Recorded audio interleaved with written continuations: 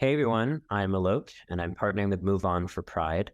I'm joined here by my friend and Move On Text Team campaign manager, Chrissy. Hello, everyone. I'm so happy to be here to kick off the series. We're calling it Joy in Resistance because we want to highlight the ways resisting has brought us joy and community. Without the spirit of joy and without our communities, we would not be fueled to keep fighting. It feels like a complicated time to talk about joy with all the relentless anti-LGBTQ legislation in our country right now.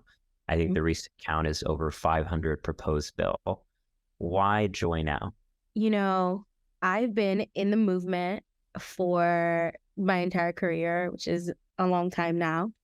And the thing that is necessary for all of us to do is to keep fighting, right? We can't get complacent. We can't stop the pressure. We have to make clear that the Republicans' agenda, their aim is to erase us, silence us in public, and all of that, right? And that takes a lot of energy. That takes a lot of big, all-consuming energy and presence. And so I'm thinking of joy as like an intervention, right?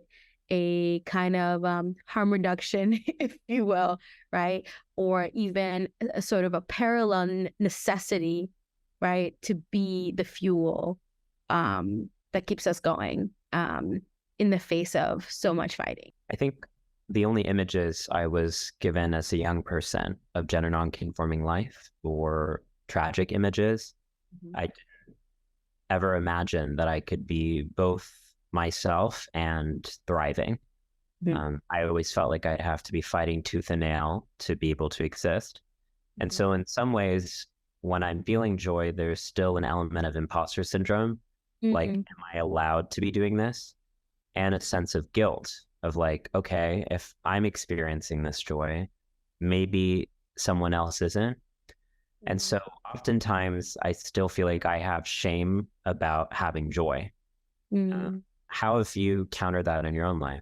Oh man, I think where I am in my healing journey as a queer person is to understand that joy, and to understand that actually every single thing that I do for me that is good, that is healthy, that is nourishing, that is caring, I do for the world.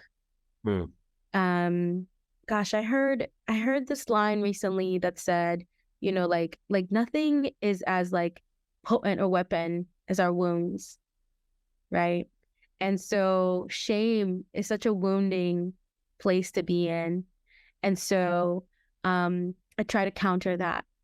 And so instead of inviting the thought of, oh, if I'm having joy, someone's not having joy, I'm going to believe if I'm in joy, I make like an expansion of possibility for others to be able to be in joy as well. And that's what it's looked like in my life. And so I invite joy in my life. I invite others in my joy. And I think that feels like there's a ripple effect. And I stand really firmly in it. Yeah. Yeah, I resonate with that. I think reality is composed of the stories that we write about it. And in one story, it's that our joy has to mean someone else's suffering. And one story, it's that our joy has to be oppositional to our sorrow. But I think that what I'm learning about non-binary life is that I can hold both joy and sorrow at the same time, that I can be both the happiest and the saddest I've ever been at the same time. And that one doesn't cancel out the other. They both inform one another. Part of the reason I'm so joyous is because I know that without it, I have to confront a kind of despair that's immobilizing. And part of the reason I'm sad is because I know what joy could be possible if we actually reconcentrated our efforts on things that actually mattered. And I worry sometimes that our opposition sees the poetry and the potency of our joy more than we do.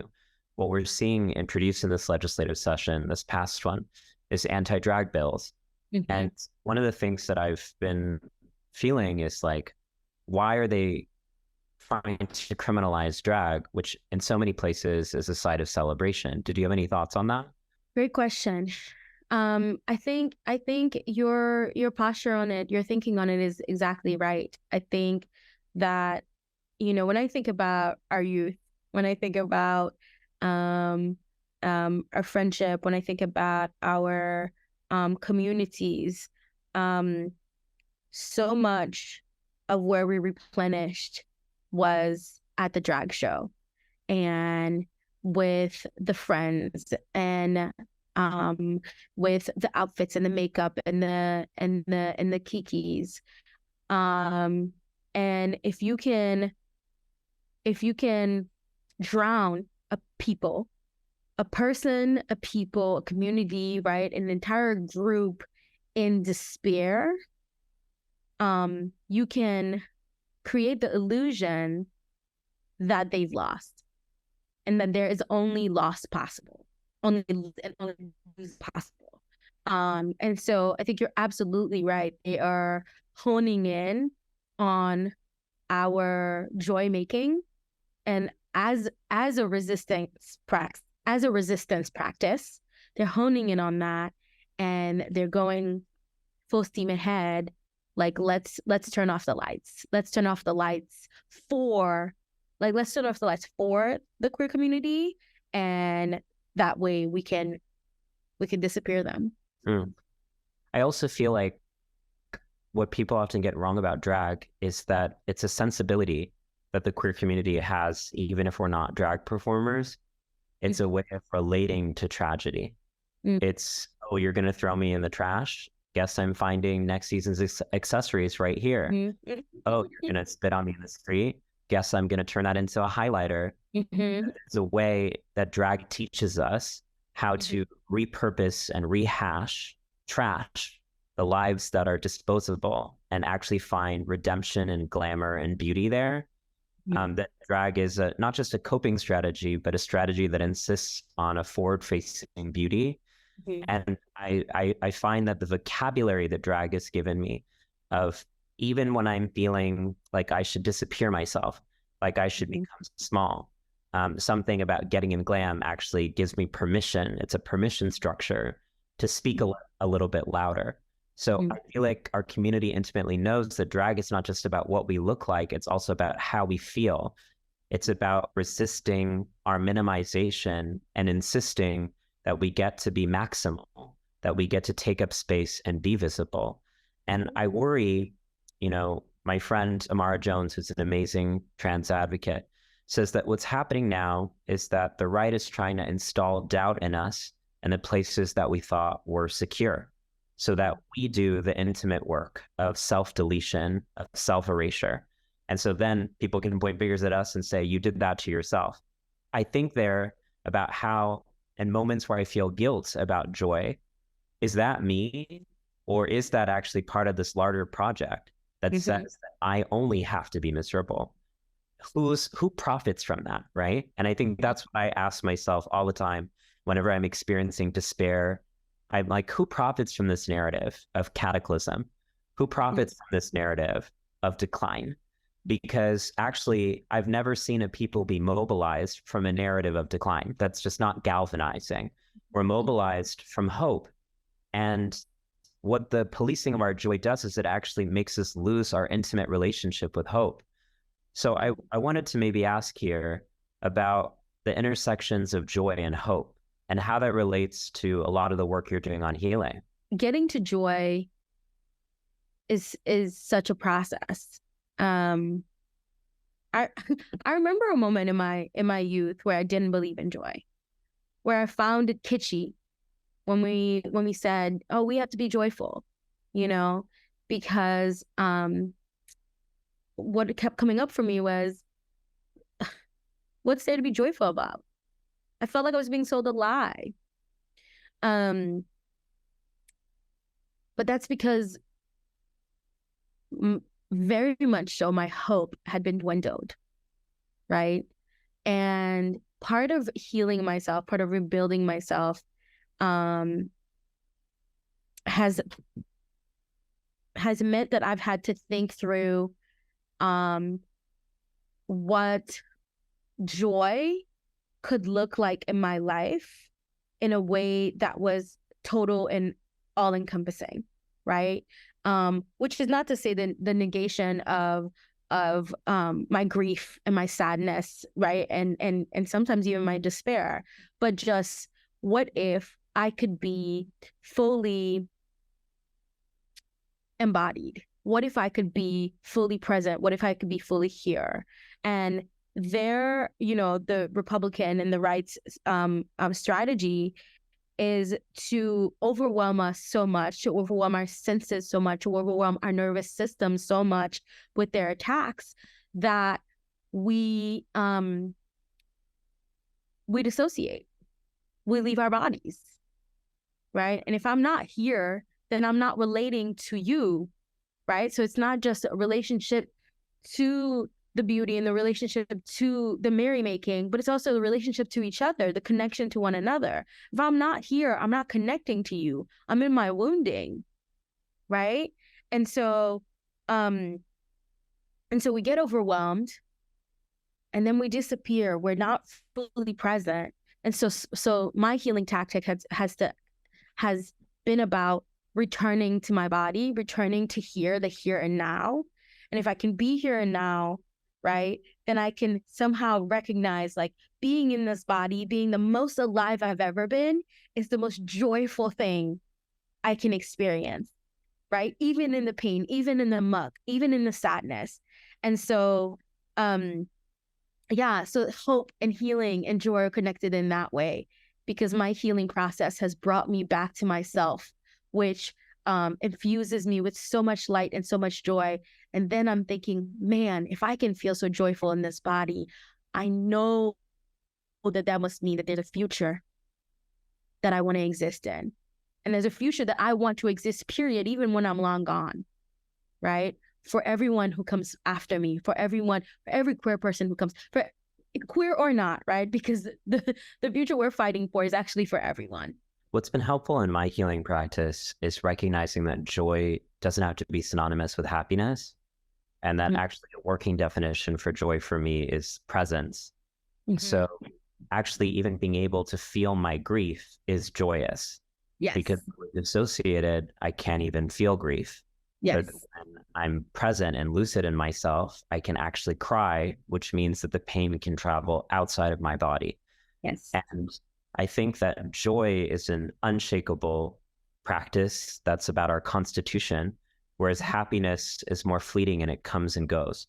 Exactly. And so I think also part of both of our kind of sense of ambivalence about joy in our past maybe also came because there's a particularly obnoxious form of toxic positivity and compulsory happiness that says, why are you experiencing pain? Why don't you come out and party? But a party doesn't have to be joyful for everyone. That might be joyful for some people, but what actually might be helpful for people is a deep conversation with a friend. So some spaces that feel joyful for me are not often spaces that people would think of as like elation, but like listening to an audiobook is one of my favorite experiences in the world. I do it now for like hours a day. And I want to elevate that as like a really, as a form of sustenance and nourishment, where literature for me has always been about expanding my capacity to imagine something greater for myself, remembering how to be astonished by the beauty of the world. And that's something that I don't even necessarily have to be in a group to do. It's something that I can be within myself. Another joy-making practice for me is journaling, which, as you know, I write down what I think, feel, and do every single day. And that takes the majority of my writing time. And a lot of people are like, are you planning on publishing this? And no, it's just genuinely for me. What are some spaces of joy that you've cultivated in your life? As of late, I've been cultivating a mindful meditation practice that requires that I practice presence, right? We can't do the things that we can't imagine. We can't do the things that we have no practice in. And so much of what I'm learning in my healing practice is that, we don't have any models for these things. We don't know how to do these things. And so I almost feel like I'm learning the ABCs of presence. And so that's what my mindfulness practice does. And you're absolutely right. When I am doing that, and I'm in the body and I'm feeling the pain, you know, of chronic illness, for instance, or I'm feeling the pain of some sad thing that happened in the world, right? Like where I'm with it. I said this to a friend recently, like there's it feels, the honesty of it is so joyful.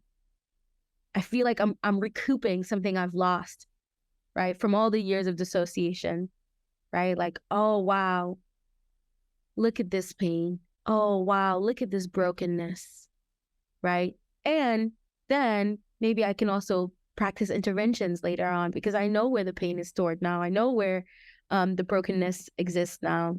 So that's really one big one that is about my own aloneness and my own practice. And I love one-on-one time with friends.